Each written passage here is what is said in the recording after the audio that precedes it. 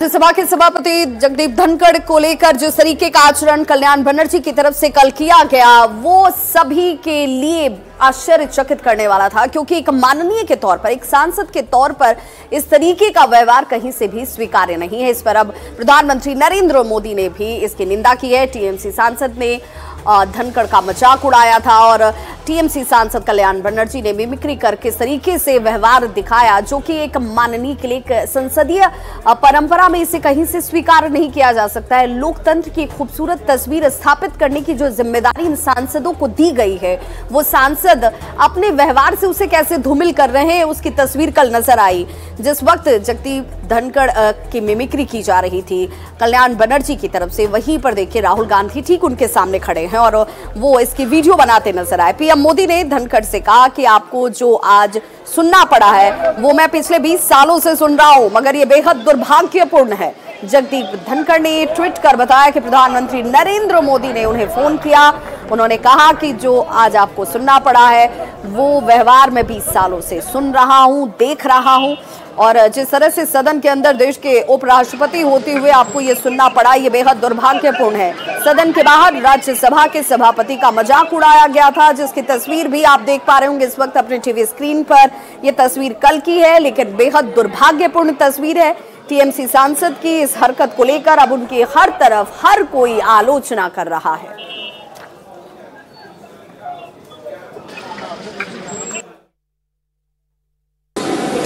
मैंने कुछ देर पहले एक टीवी चैनल पर देखा है, गिरावट की कोई हद नहीं है, गिरावट की कोई हद नहीं है। आपके एक बड़े नेता एक सांसद के असंसदीय व्यवहार को वीडियो कर रहे थे। आपसे भी बहुत बड़े नेता हैं वो। मैं तो यही कह सकता हूं, सद्बुद्धि आए, कुछ तो सीमा होती होगी, कुछ जगह तो बख्शो, कुछ जगह तो बख्शो।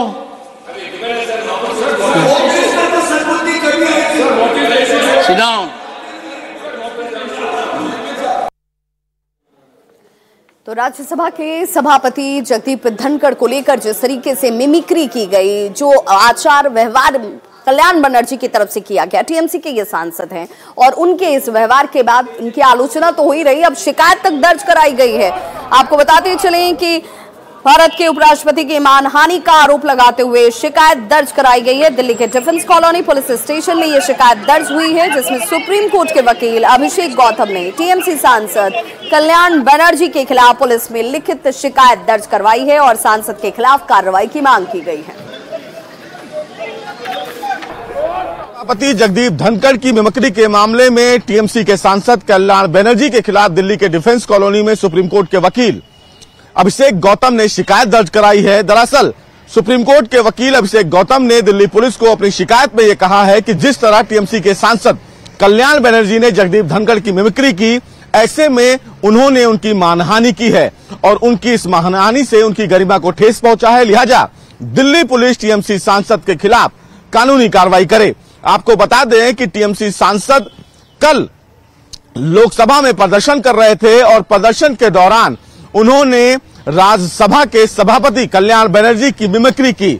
हालांकि उनके इस मिमिक्री करने के बाद विपक्ष के कई सांसदों ने उनका साथ दिया, लेकिन केंद्र सरकार ने इस पूरे मामले में बहुत ज्यादा गहरी संवेदना व्यक्त की और ये कहा कि जिस तरह टीएमसी सांसद के द्वारा संवैधानिक पद पर बैठे जगदीप धनखड़ की मिमिक्री की गई है, उसकी वो निंदा करते हैं। बहरहाल अब इस पूरे मामले में शिकायत दिल्ली पुलिस को पहुंच गई है। देखना बेहद अहम होगा कि दिल्ली पुलिस इस पूरे मामले को लेकर कार्रवाई के मामले में क्या कुछ करती है। कैमरामैन प्रकाश के साथ सुशील पांडे, न्यूज़ 18 दिल्ली।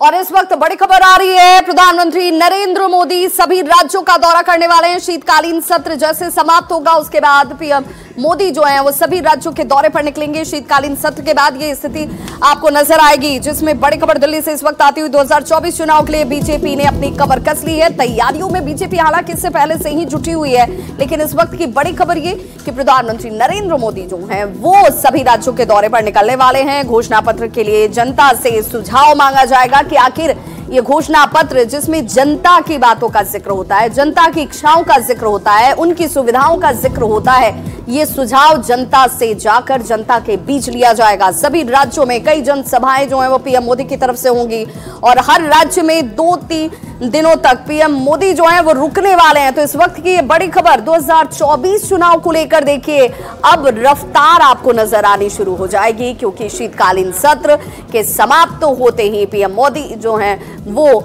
सभी राज्यों के दौरे पर निकलने वाले हैं, जहां पर वो जनसभा को संबोधित करेंगे और जो 2024 के लिए बीजेपी का घोषणा पत्र होगा, उस घोषणा पत्र में जनता से सुझाव लिए जाएंगे। जनता क्या चाहती है, क्या उसे मिलना चाहिए, क्या होना चाहिए, ये सुझाव जनता के बीच जाकर जनता से लिया जाएगा।